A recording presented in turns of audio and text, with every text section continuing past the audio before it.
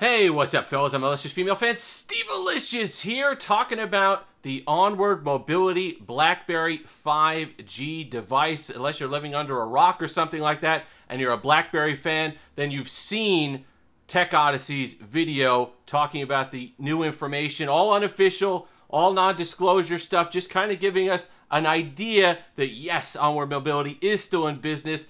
Yes, they are coming out with a device at some point, and that there is a physical mock-up of the device. So I'll leave the description to his video. Full marks to him for that.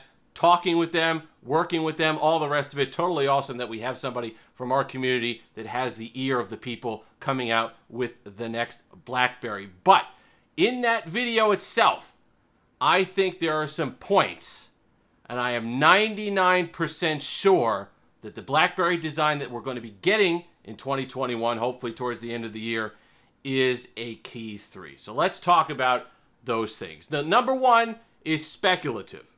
Okay, is it more? When I was a kid, one of my favorite shows, investigative mystery shows, was Matlock, because yes, I did grow up as a 65-year-old woman. However, the things in the video, when he goes and he goes through each design, he said, you can't make everybody happy. There are people who want a passport. There are people who want a priv. There are people who want a classic. That's it.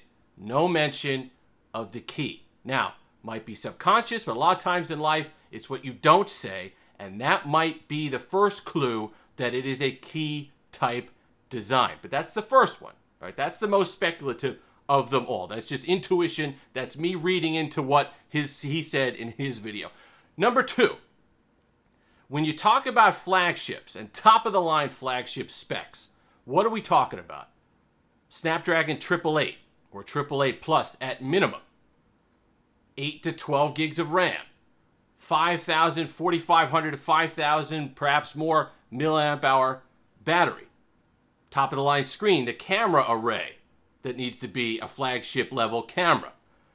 Of all the form factors that BlackBerry have had in the past, the key form factor is the one that makes the most sense for that feature set. And we've ignored it I've ignored it. I did a video not that long ago saying, well, how could you possibly fit these type of things into a classic form factor? And I just, at the end of the day, the writing's on the wall. I don't think you can do it.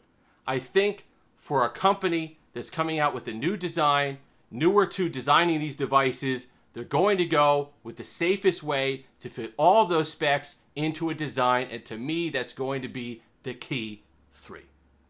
The third thing, when you're talking about the consumer base that he was mentioning for this phone, now, the one tidbit that I thought was incredibly interesting, and I'd like to know one day what it was, said there were two designs. The first design did not go over well with business, as it was more consumer-oriented. So I'm wondering if that was the more progressive design, perhaps a passport or something, a priv, something along those lines. And then they said there wasn't business or government interest for that, so he scrapped it and went with this one, and there is government and business interest in this one. And I'll tell you, just from look at history, look at experience, when you're dealing with government and we're dealing with big business, we're not talking about people who are the hotbed of progressive designs. They're not going to be going out on a limb for something that they want to use for government and big business purposes. They're going to go with the safest design that they can, what people are used to. Candy bar with a keyboard. To me, that's what that screams. It's not something, if we're up to government for design, we'd still be running our nuclear missiles off of floppy disks. Okay, but either way, I don't think that they're going to take a big leap in design when it comes to their main focus of the consumer base being business and government. So those are the reasons why I think it's going to be a Key3 form factor for the new BlackBerry. But all that said, when I was growing up, you still had pride in baseball in what league that you rooted for. I'm a Red Sox fan, so the American League. So whenever the Red Sox were eliminated, it was on you to cheer for the American League in the World Series.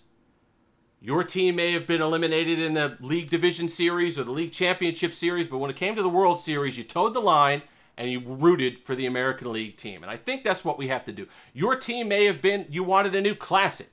Your team may have been you wanted a new Passport. But at the end of the day, we're here to support BlackBerry. We're BlackBerry fans and enthusiasts. We want to see them succeed so we can have more devices in the future to the point that maybe they feel comfortable where they can make a progressive swing at another Passport or a Priv. Where they sell enough that you could say, you know what, we could throw a bone to the consumers and have a design like that. So what we need to do is put whatever disappointment we have with that. A lot of you are going to be happy. A lot of you wanted a Key3. Well, there you go. But put whatever other disappointments we may have aside. Judge the device on the merits that it's actually going to have and whether it's good or not without any prejudice going in. And I think we'll be happy. Because as long as we love BlackBerry and we want a physical keyboard in 2021, all we can do is have hope that they're going to deliver. If you've made it this far, like, comment, subscribe, all that fun stuff. Until next time, have that Steve-alicious day.